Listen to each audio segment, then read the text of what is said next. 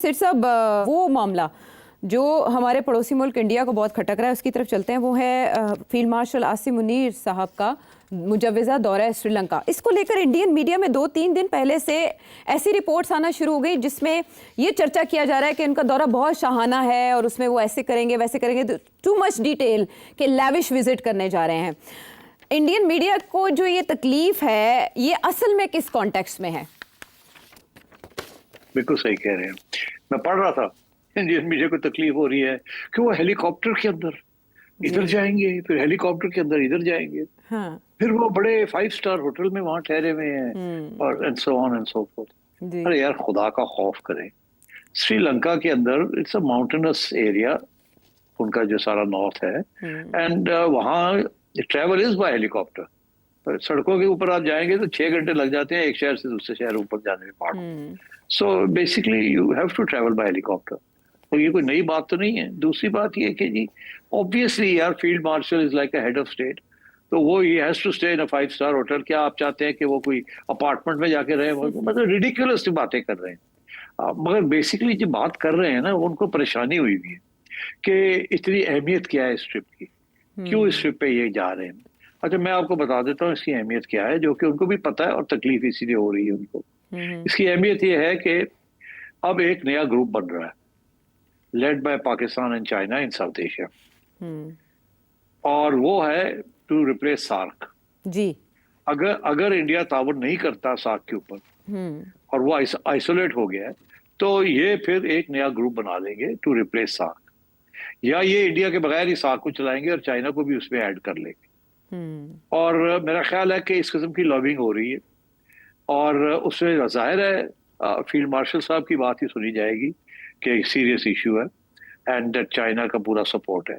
और चाइना और श्रीलंका के तल्लुकात भी बहुत अहम है। वहाँ चाइना की बहुत बड़ी इन्वेस्टमेंट है इन द पोर्ट स्पेशली, और इसीलिए इंडिया को बड़ी तकलीफ है कि अब पाकिस्तान जो है इज बिकमिंग अ पिवट, जिसके इर्द गिर्द सारे साउथ एशियन नेशंस जो हैं उनको इकट्ठा किया जा रहा है, बिकॉज चाइना बैकग्राउंड में रहना चाहता है। तो आई थिंक एक तो ये बहुत इंपॉर्टेंट डेवलपमेंट है। अब मैं कल ही बात कर रहा था, जब क्रिकेट की बात हो रही थी, तो मैं कह रहा था क्रिकेट के अंदर श्रीलंका हमेशा इंडिया को सपोर्ट करता है। पहले बांग्लादेश भी करता था, अब नहीं। तो अब क्रिकेट के अंदर भी एशियन क्रिकेट काउंसिल जो है, वो अगर श्रीलंका अलग हो जाता है फ्रॉम सपोर्टिंग इंडिया और वो आ जाता है between two support Pakistan and Bangladesh, तो एशियन क्रिकेट काउंसिल बच सकती है। मगर अगर श्रीलंका ने टिका रहा विद इंडिया, तो फिर एशियन क्रिकेट काउंसिल भी नहीं बचेगी, डिवीजन हो जाएगी राइट इन द मिडिल। तो आई थिंक इट्स इम्पोर्टेंट कि श्रीलंका को साथ लिया जाए। After all it's the 4th largest member of that group of SAARC, India, Pakistan, Bangladesh, Sri Lanka. तो बांग्लादेश तो आ गया ना एक साइड पे, तो अब श्रीलंका को भी साथ लाना है। और इंडिया के तल्लुकात श्रीलंका से कोई इतने अच्छे नहीं है, बुरे भी नहीं है, इतने अच्छे भी नहीं है, और बड़ी पुरानी बैड हिस्ट्री है between India and Sri Lanka.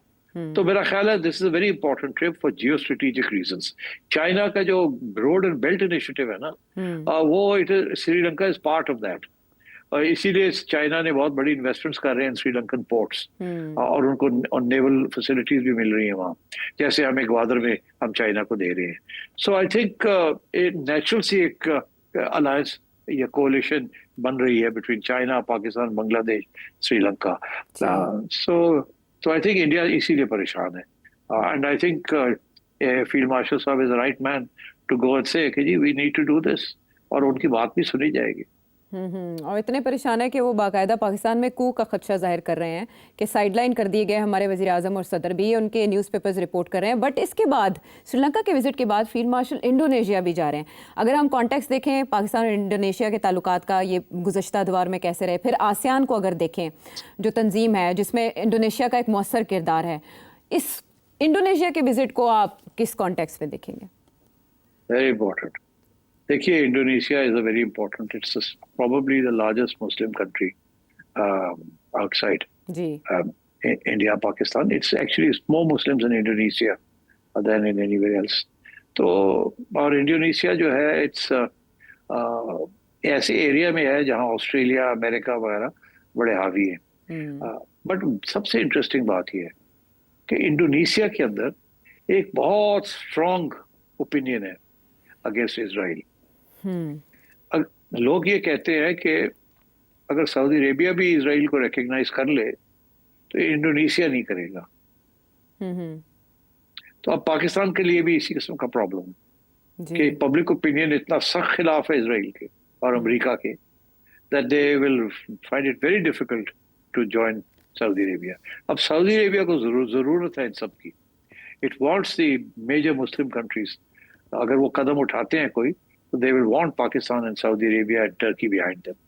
Turkey के तो कोई प्रॉब्लम नहीं है, वो तो ऑलरेडी इसराइल के साथ वो रिकग्नाइज किए हुए और बात करता है और सब कुछ करता है। इजिप्ट का भी कोई प्रॉब्लम नहीं है, जॉर्डन का भी कोई प्रॉब्लम नहीं है, ये गल्फ टर्म्स का भी कोई प्रॉब्लम नहीं।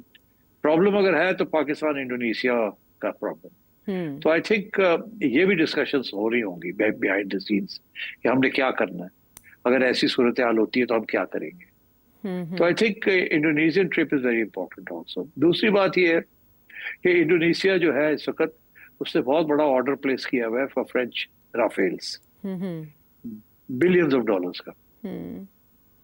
वो भी साइन ऑफ तो हो गया था मगर अभी पूरे डिटेल्स उसके नहीं आए। इंडोनेशिया ने जब देखा है कि ये पाकिस्तान ने चाइनीज जेट्स के साथ, जो कि 1/4 कॉस्ट है उसकी, जी, कि इतना कुछ कर लिया है, तो इंडोनेशिया का भी सर चकरा गया है। ये सोचों में पड़ गए हैं कि हम करें या ना करें, राफेल लें या ना लें। तो मेरा ये ख्याल है कि उसमें हम भी, तो आपको पता है ना कि J-10 जो एक्सपोर्ट कर रहे हैं, हमने अभी सेंट्रल एशिया को एक्सपोर्ट किया है, हमारी भी बहुत बड़ी प्लांट बन गया है और जो बना रहा है। जी। तो इट इज क्वाइट पॉसिबल कि फील्ड मार्शल साहब गए उनको कहने के लिए छड़ो राफेल नु, ਅਸੀਂ ਤੁਹਾਨੂੰ J-10 ਦੇਣੇ ਆ, ਅਸੀਂ ਤੁਹਾਨੂੰ ਸਾਰੀ ਮਿਸਾਈਲਸ ਦੇਣੇ ਆ, ਅਸੀਂ ट्रेनिंग करने ਆ ਤੁਹਾਡਾ सारा कुछ at 1/4 of the cost। तो आई थिंक इस किस्म की चीजें जो है ना देयर ऑन द टेबल। और फाइनली एक और भी बड़ा इंपॉर्टेंट इशू है, वो ये है ब्रिक्स का भी और उधर क्वाड का भी। इंडोनेशिया जो है उसको भी ये चाहेंगे ब्रिक्स के अंदर आए, इंडोनेशिया आना भी चाहता है ब्रिक्स के अंदर। तो आई थिंक इस किस्म के एजेंडे आइटम्स हैं, all very important to do with the new world order जो बनने जा रहा है। ये अभी और चाइना ने पाकिस्तान को आगे रखा है। ये जो बाकी इश्यूज है ना, जी, they are very very important. The question of BRICS, the question of Rafales and the question of recognition of Israel. I think these are the main items on the agenda. Right. और अब इस mission को lead कर रहे हैं आसिम मुनीर साहब, जिन्होंने इससे पहले यूएस का कामयाब दौरा किया और उसके बाद जो वो इरादे रखते हैं, जिस तरह से वो कनेक्ट कर रहे हैं या पुल का किरदार अदा कर रहे हैं खित्ते में, वो इंडियन मीडिया को ज़ाहिर है खटक रहा है, क्योंकि उनकी हुकूमत को और उनके इरादों को खटक रहा है। अब आपके सवालों को प्रोग्राम का हिस्सा बनाएंगे। जो गुज़श्ता हमारा टॉपिक था, जिस बात हो रही थी, गुज़श्ता से पैवस्ता ही ये सवाल है बुरे वाला से उमर फारूक साहब का। सर साहब, जब हम आजकल इंटरनेशनल फॉरेन एनालिस्ट को देखते हैं तो एक बात को आजकल बड़ा उसका जिक्र हो रहा है कि अमेरिकन जो मिलिट्री हेजमनी है उसको चाइना ने काउंटर कर लिया और किया है वो इनडिविजिबल सिक्योरिटी और कॉमन प्रॉस्पेरिटी। मुझे बताइए कि इस बात का मतलब क्या है, इस बात को जरा हमें जो है सादा अल्फाज में समझा दें। इनडिविजिबल सिक्योरिटी, इनडिविजिबल सिक्योरिटी से मुराद ये है कि पहले जो इस वक्त जो वेस्टर्न मॉडल है वो है डिविजिबल सिक्योरिटी, कि अपनी सिक्योरिटी, अमेरिका अपनी सिक्योरिटी की बात पहले करता है और बाकियों की बाद में, इसीलिए ब्लॉक्स बना के एक दूसरे के खिलाफ खड़े कर देते हैं। तो that's divided security. Your security, my security, your security versus my security, ये है डिविजिबल सिक्योरिटी जो इस वक्त चल रही है। इनडिविजिबल सिक्योरिटी से चाइना का ये मुराद है कि सबकी सिक्योरिटी जो है ना एक ही खाते में है। ये नहीं है कि आपकी सिक्योरिटी कम हो रही है और मेरी बढ़ रही है। Let us jointly create a system जिसके अंदर जॉइंट सिक्योरिटी हो सबकी, किसी को एहसास कमतरी ना हो, किसी को कोई ये फीलिंग ना हो कि मैं किसी के खिलाफ खड़ा हूं या कोई मेरे खिलाफ खड़ा है। In other words, peace, negotiations, dialogue, और हर एक दूसरे के साथ मिलके रिजॉल्व द इश्यूज। ये नहीं कि 2 ब्लॉक्स बने हुए हैं, 3 ब्लॉक्स बने हुए हैं और वो लड़ रहे हैं एक दूसरे के साथ, जैसे कोल्ड वॉर में हुआ, जैसे नेटो को बनाया गया एंड सो ऑन। और अब कोशिश की जा रही है कि ये क्वाड को बनाने की, मगर उधर जो है चाइना लगा हुआ है कि ब्रिक्स को बड़ा किया जाए, छोटा ना किया जाए, बड़ा किया जाए, ताकि डिविजिबल सिक्योरिटी ना हो, इनडिविजिबल सिक्योरिटी सारी ब्रिक्स की जो है वो इकट्ठी बात हो। तो इस किस्म की बातें एक तो चाइना कर रहा है कि जो कि बेसिकली अमन की आशा है कि ये जो बात है ना जी, नेशनल सिक्योरिटी मेरी जो है उसके लिए ये मुझे करना पड़ रहा है, और आपकी जो है वो आप हमारे रास्ते में खड़े हैं, ऐसे नहीं होना चाहिए। सो आई थिंक बेसिकली ये जो ब्लॉक्स बन जाते हैं एक दूसरे के खिलाफ, वो उसके उसके खिलाफ है चाइना। चाइना कहता है ब्लॉक्स बने मगर खुशहाली के लिए बने, which is the other part of it.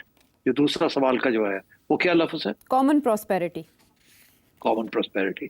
ये रोड एंड बेल्ट इनिशिएटिव जो है ना, ये एक परफेक्ट एग्जांपल है। अब कॉमन प्रोस्पेरिटी का मतलब ही ये है कि सारे मिलजुल के ऐसी कोई इकोनॉमिक पॉलिसीज फॉलो करें जिसका सभी का फायदा हो। ये ना हो कि मेरा फायदा हो रहा है और आपका नुकसान हो। सम जीरो गेम नहीं होनी चाहिए कि मेरा प्लस हो रहा है आपका माइनस हो रहा है, जब ऐड करें तो जीरो हो जाता है। सबकी बेनिफिट होनी चाहिए। अच्छा, तो इसलिए आई थिंक कॉमन प्रोस्पेरिटी और indivisible security. It's a fantastic way of looking at the new world order जो चाइना बनाना चाह रहा है। और जाहिर है चाइना का इसमें इसलिए इंटरेस्ट है because China is the largest manufacturing country in the world, पहली बात। दूसरी बात ये, चाइना ने अपने सारे बॉर्डर इश्यूज जो हैं वो सारे एमिकेबली सॉल्व कर लिए, किसी के साथ लड़ाई झगड़े नहीं है, और वो किसी किस्म की वॉर मशीन नहीं बनाने जा रहा जिसके साथ वो अपनी डिफेंस के लिए उसने रखा हुआ है, बट अग्रेशन के लिए उसके पास कुछ नहीं है, जैसे अमेरिका के पास है या नेटो के पास है। जैसे यूक्रेन में नेटो अग्रेशन कर रहा है और उधर जो है अमेरिका जो है वो भी एग्रेसिव मूड में है जो उन्होंने मिडिल ईस्ट के अंदर किया है। It's all aggression. तो I think that is what is meant by indivisible security and common good.